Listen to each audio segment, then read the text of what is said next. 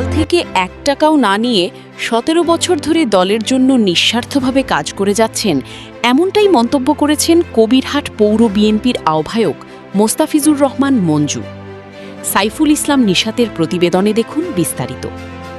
নোয়াখালীর কবিরহাটে দীর্ঘ ১৭ বছর ধরে দলীয় কর্মকাণ্ডে নিজের অর্থ ও শ্রম দিয়ে অবদান রাখার দাবি করেছেন স্থানীয় বিএনপি নেতা মোস্তাফিজুর রহমান মঞ্জু।